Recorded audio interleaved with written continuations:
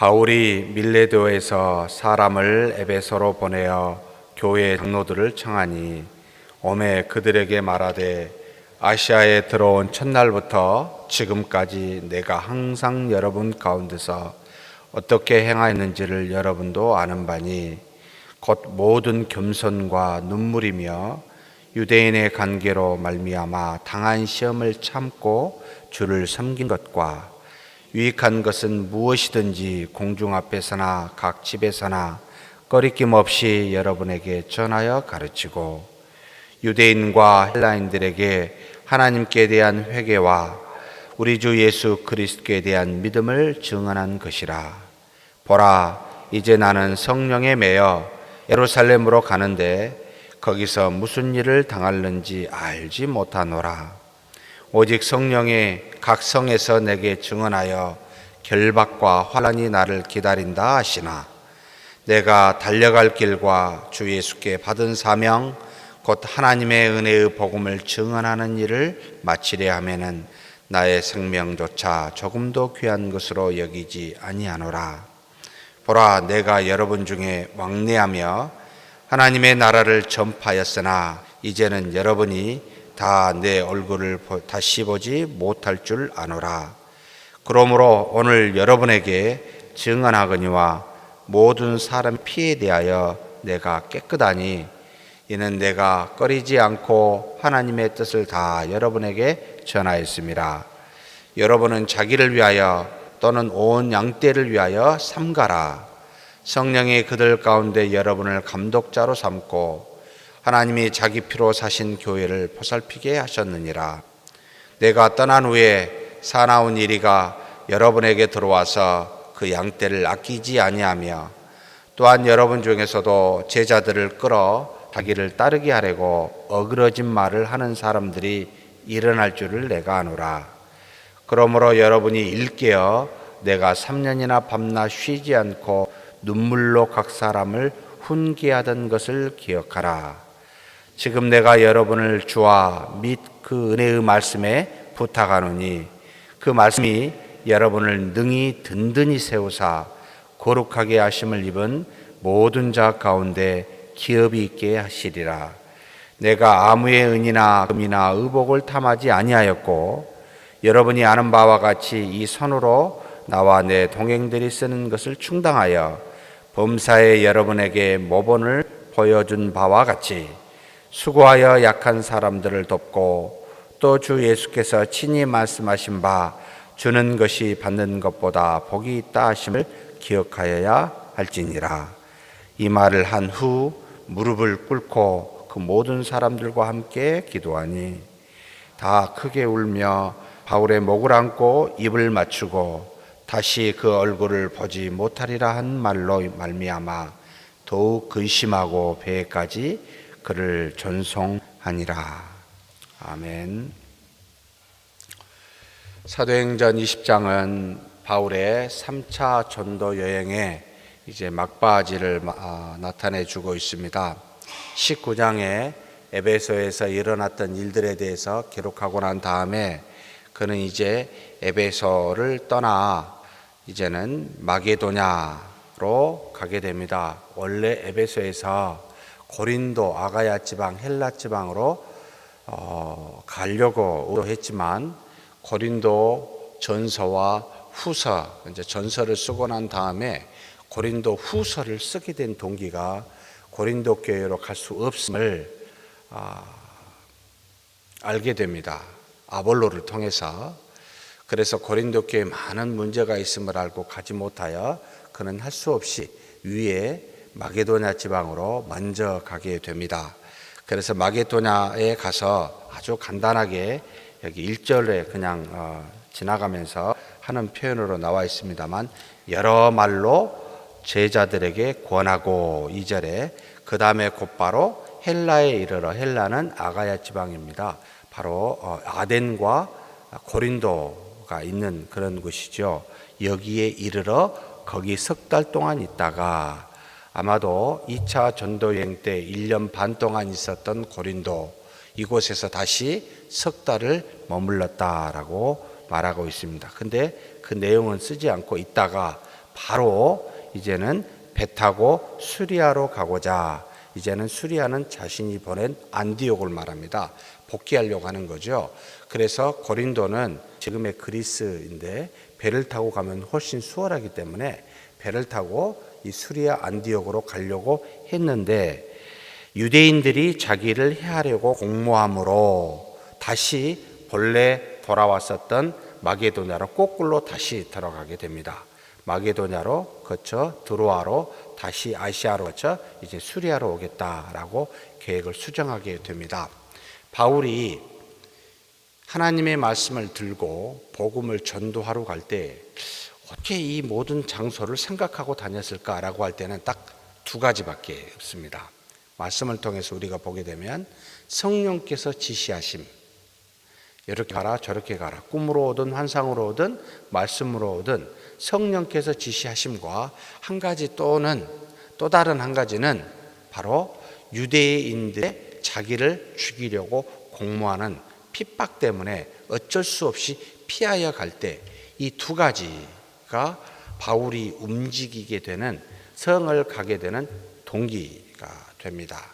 다른 이유로는 본인이 가겠다라고 생각한 적이 없습니다. 그러니까 이것은 무슨 뜻이냐면 바울이 철저하게 자신의 뜻과 의도를 가지고 복음을 전도하러 다니기보다는 철저하게 하나님에 맡겼다는 겁니다.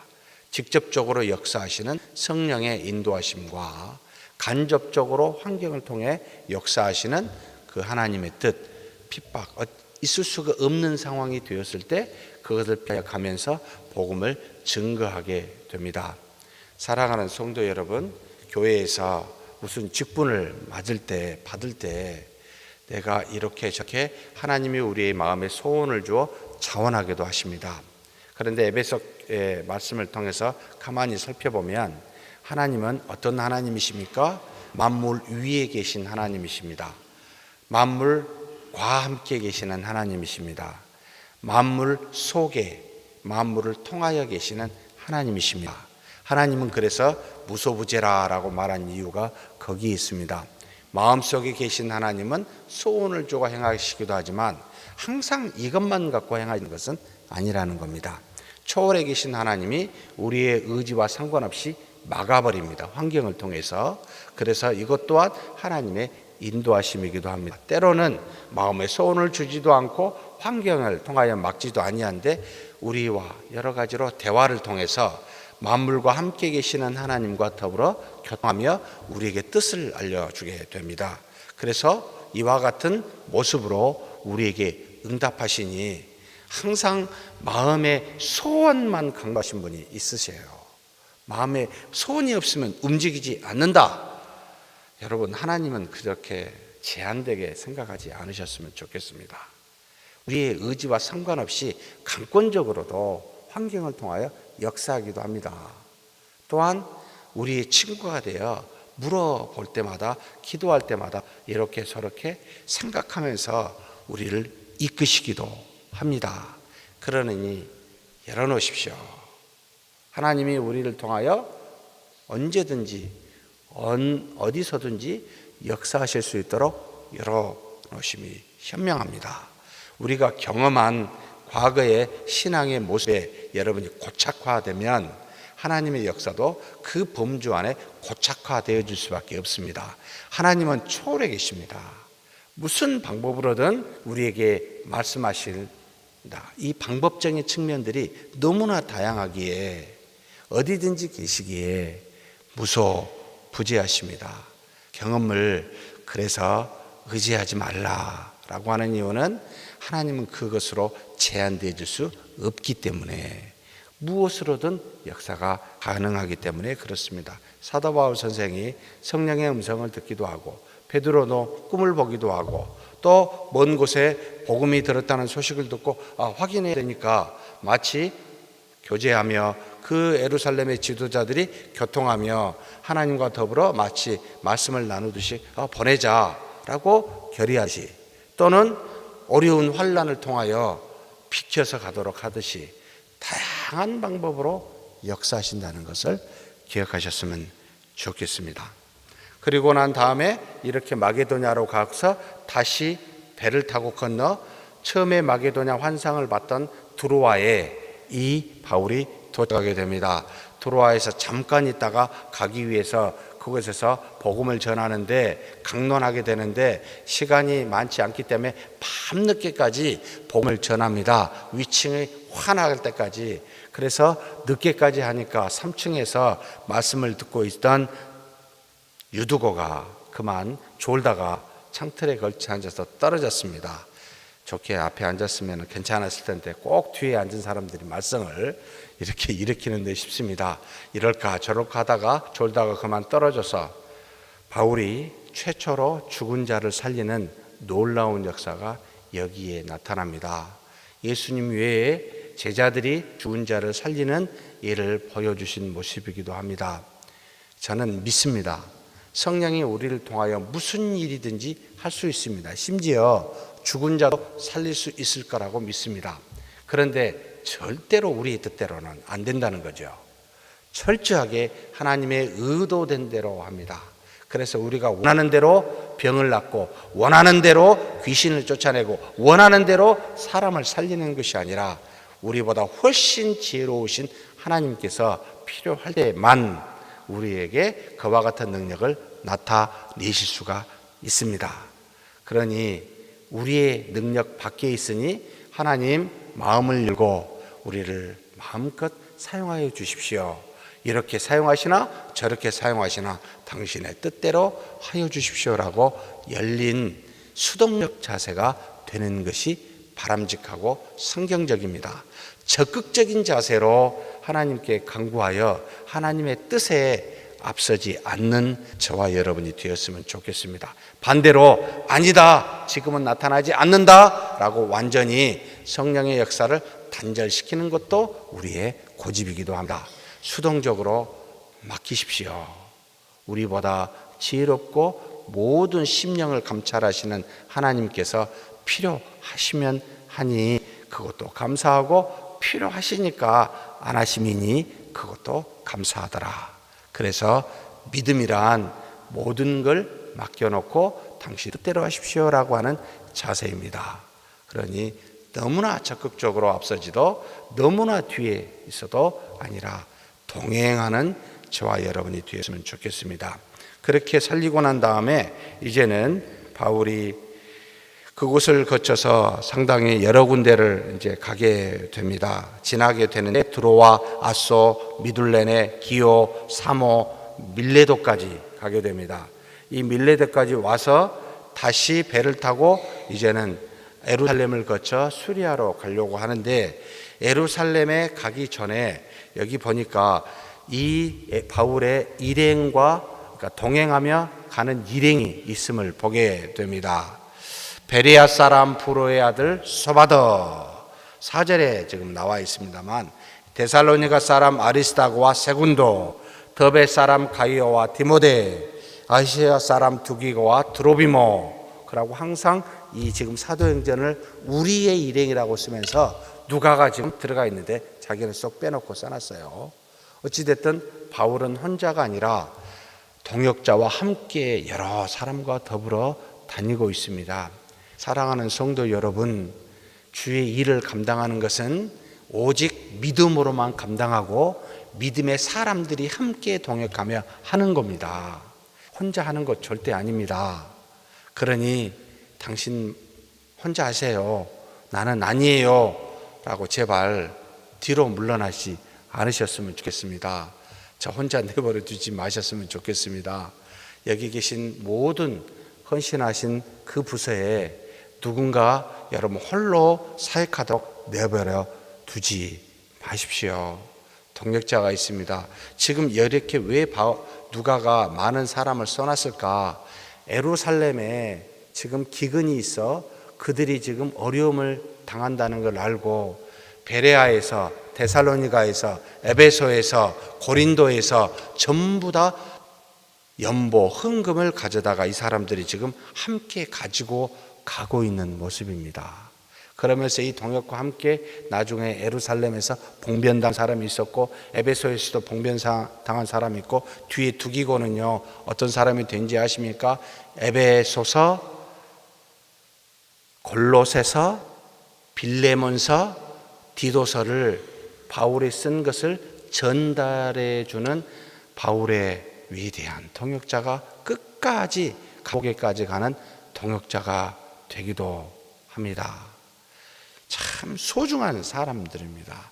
그냥 여기에 한 절로 써서 갔습니다만 바울이 바울되게 하고 바울의 서신이 우리에게까지 지금 전달되게 하는 동역자들이 있었기에 가능하다는 것, 사랑하는 성도 여러분 기억하셨으면 좋겠습니다. 여기 계신 모든 분들이 우리의 동역자입니다. 우리 자신을 빛나게 하고 하나님의 일을 이루게 하는 소중한 동역자입니다. 그러니 홀로 무슨 일을 하려고 생각하지 마시고 함께 일을 하려고 항상 애쓰시는 저와 여러분이 되었으면 좋겠습니다. 그리고 난 다음에 우리가 읽었던 17절에서 38절까지는 에베소, 밀레도에서 에베소를 갈 수 없어서 장로를 청하여 그들에게 한 위대한 설교의 말씀입니다. 이 교훈을 여러분 수십 번 이 말씀을 묵상하시길 권면드립니다. 바울이 어떻게 행하였는지 아주 적나라하게 나와 있습니다. 바울이 첫날부터 이 에베소에서 마지막 3년 동안 내가 무엇을 한지 아냐? 두 단어로 표현합니다.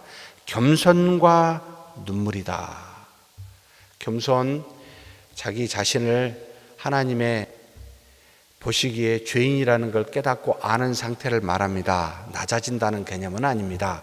원래의 우리의 모습이 뭔지를 알고 그 자리에 머무는 것이 겸손인데, 연약함과 죄악됨을 알고 항상 그곳에 있는 상태, 그렇게 에베소 교인들을 섬기는 바울이었고, 눈물은 저 뒤에 나타나게 됩니다. 어디에 나타납니까? 31절에 눈물의 의미가 나타나는데, 그러므로 여러분이 일깨어 내가 3년이나 밤낮 쉬지 않고 눈물로 각 사람을 훈계하던 것을 기억하라. 눈물로 훈계를 했습니다. 하나님의 말씀을 눈물로 간절히 가르쳤더라라는 겁니다. 말씀을 간절히 가르친 눈물과 모든 사람을 받들어 항상 자신의 위치가 어딘지를 알고 겸손으로 섬긴 바울의 자세를 아주 딱 두 단어로, 그래서 여기 계신 모든 중직자들은 이 두 단어를 기억하셔야 됩니다. 눈물과 겸손이라. 하나님의 말씀을 눈물로 가르친 것과 그 다음에 겸손한 장세로 섬기는 것이 중직자들의 가장 기본적인 바울과 같은 자세라. 그러면서 그가 모든 유익한 좋은 것은 공중 앞에서나 교회에서나 각 가정에서나, 다시 말하면 우리로 표현하면 뭐죠? 집에서 모이는 모임이 뭡니까? 구역 모임입니다. 사적으로든 공적으로든 유익한 모든 것은 하나님의 말씀을 가지고 꺼리낌 없이 전하여 가르쳤습니다. 그래서 그 가르치는 내용이 21절에 나타나는데, 유대인이든 헬라인이든 가리지 않고 남자든 여자든 노인이든 어린이든 상관없이 하나님께 대한 회개와 주 예수 그리스도께 대한 믿음, 이 두 가지를 가르쳤습니다. 주 예수 그리스도에 대한 믿음, 하나님 앞에 우리가 얼마나 큰 죄인지를 아는 회개, 두 가지를 가르쳐 전하였더라. 그런데 이런 바울에게 쭉 성령께서 뭐라고 이야기하신지 아십니까? 예루살렘에 가면 어떻게 돼요? 무슨 일을 당할지 몰라요. 환난과 뭐가 있습니까? 결박이 기다린다라고 증거합니다. 정말 왜 이런 이야기를 말하실까요? 좋은 이야기 하시면 안 됩니까? 미리 알면 얼마나 힘듭니까? 그냥 모르게 당한 게 저는 좋다고 생각이 되는데, 미리 이야기를 성령이 해주십니다. 이건 무슨 연고입니까? 미리 맛 좀 봐라 이겁니까? 아니면 마음의 각오를 단단히 하라는 뜻입니까? 왜 성령께서 미리 알려주지요? 사랑하는 성도 여러분, 하나님은 우리에게 좋은 소식만 준 건 아닙니다. 어제도 여러분에게 말씀을 드렸습니다만, 여러분, 우리는 배반의 연속에 배반합니다. 그래서 사람을 믿지 말고 하나님만 믿으라 하는 이유가 그겁니다. 하나님의 말씀을 듣는 우리는 끊임없이 우리의 죄악으로 말미암아 배반합니다. 이것이 당연해요. 우리가 연약해 죄악됨을 한시도 잊어버리면 안 됩니다. 우리 자신부터. 내 자신 누구에게인가 배반할 수 있습니다. 이것을 잊어버리면 상처받게 됩니다. 사도 바울의 성령께서 역사하사 감당할 만한 믿음이기도 합니다. 이것을 여러분 걱정하지 마십시오. 옵니다. 그런데 옴에도 불구하고 하나님의 뜻이라는 겁니다. 수많은 사람이 갈 때마다 가니까 가지 말라. 결박이 있으니 이 띠 주인은 결박을 당하니 가지 말라라고 뒤에 수많은 연자들이 이야기하지만 하나님이 알려주심으로 이것이 내 뜻이다. 맞으라는 겁니다. 당당하게 맞으라는 겁니다. 기쁨으로 맞으라는 겁니다. 어려움을 피하지 말라는 겁니다. 그냥 정면으로 맞이하십시오. 정면으로 맞으라라고 하는 하나님의 뜻이 미리 알려줌 속에 있습니다. 그러니 여러분 피하지 마십시오. 하나님이 알려준 시에서는 피하지 마십시오. 하나님의 뜻이 있고 그곳으로 말미암아 로마까지 가게 되어 하나님의 복음을 그 로마의 황제까지 전하게 하는 놀라운 계획이 그 안에 있으니 바울이 알았겠습니까? 이 시간에 몰랐어요. 하나님의 뜻이 있으니 맞이하십시오. 사람의 일이 아닙니다. 사람이 하는 일도 아닙니다. 하나님이 하십니다. 그러니 무엇이 두렵습니까? 아무 두려울 이유가 없습니다. 다만 함께 동역할 사람들을 붙여주십시오. 이 일을 함께 감당할 만한 사람들이 주변에 있게 해주셔가 우리의 기도 제목이 돼야 되겠죠. 편하게 해주십시오. 어려움 뭐 상관없어요. 하나님이 하셔요. 우리를 통해. 그러니 그런 것에 상관없이 가졌으면 좋겠습니다. 그러면서 장로들에게 권면한 말씀이 있습니다. 저와 우리 장로님들이 깊이 반성을 하고 늘 보아야 되는 28절부터 있습니다. 여러분은 자기를 위하여 또는 온 양떼를 위하여 삼가십시오. 자신이나 몸된 교회의 성도를 위해서 조심해야 될 게 있으라. 지금 에베소 장로들에게 지도자들에게 말합니다. 성령이 그들 가운데 여러분을 감독자로, 성령께서 여러분 교회의 감독자로 여러분을 삼았습니다. 그리고 하나님이 이는 자기 피로 사신 교회를 보살피게 한 겁니다. 하나님의 피로 산 교회를 보살피게 하였고 하나님께서 감독자로 삼았습니다. 그런데 이와 같이 생각하며 사역을 하는데 사나운 일이가 여러분에게 온다는 겁니다. 여러분 조심해야 될 게 뭐냐면 성도들에게 아니고 지금 지도자들에게 온다는 거예요. 지도자들에게 와서 무슨 일을 합니까? 그 양떼를 아끼지 않게 해야게 되는데 여러분 중에 어떤 사람이 존재하냐면 제자를 끌어 자기를 따르게 하고 어그러진 말을 하는 사람이 존재한다. 하나님을 따르지 않고 자기를 따르도록 어그러진 잘못된 거짓말을 하는 사람이 지도자 중에 있다. 명심해야 됩니다. 하나님의 말씀을 들고선 피로 산 몸된 교회를 위하여 보살피도록 준 직분자들에게 경고의 말입니다. 악한 영이 지도자에게 온다는 거예요. 어그러진 말을 한다는 거예요. 하나님을 따르지 말고 자기를 따르게 한다는 겁니다. 인간적으로 자기를 좋아하고 따르도록 하게 하는 일들이 온다. 사랑하는 성도 여러분, 무슨 말을 할 때 하나님을 향하게 말씀하는지, 자신을 향하여 자신을 따르도록 말하는지 여러분 분별하십시오. 우리 교회의 지도자 중에 이런 사람이 있는지를 반드시 경계하십시오. 이런 사람이 교회를 나누게 하고 상처를 주고 아픔을 주고 고통을 유발시킵니다. 절대 이런 일이 우리 교회의 지도자 중에 없어야 되고 혹 있다면 경계하셔서 분별하셨으면 좋겠습니다. 각자가 돌아봐야 됩니다. 엄히 사실은 명령하고 있는 표현으로 삼가라라고 이야기하고 있습니다.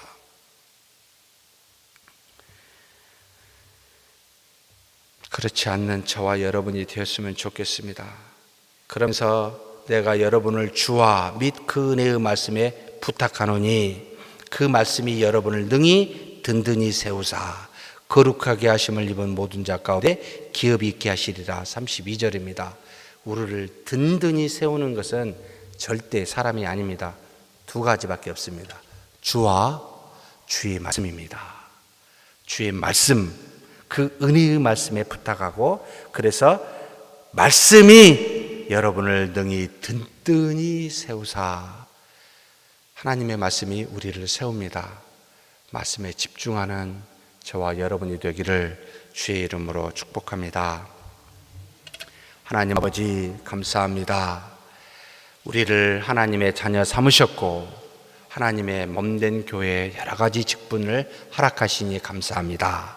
이 일을 감당할 때 하나님 우리만 일을 하는 것이 아니라 하나님이 세운 또 다른 동역자가 있음을 알고 함께 더불어 주의 일을 감당하는 우리 모두가 되게 하여 주시옵소서. 성령이 우리 앞에 환난과 결박이 기다린다라고 말할지라도 하나님께서 우리에게 주신 것인 줄 알고 당당하게 믿음으로 맞이하는 우리가 되게 하여 주옵소서. 하나님의 몸된 교회 중직자로 지도자로 세움을 받은 우리 스스로 조심하는 우리가 되게 하여 주시되, 하나님 어그러진 말로 우리를 따르게 하는, 하나님을 따르지 아니하고 우리를 따르게 하는 말 삼가하지 않도록 우리 자신을 돌아보고 경계하게 하여 주시옵소서. 오직 우리를 세우는 것은 사람이 아니라 하나님의 말씀인 줄 믿사오니 하나님의 말씀에 붙잡힌 바 된 우리 모두가 되도록 복을 내려 주시옵소서. 감사하고 우리 주님 예수님의 이름으로 기도하옵나이다. 아멘.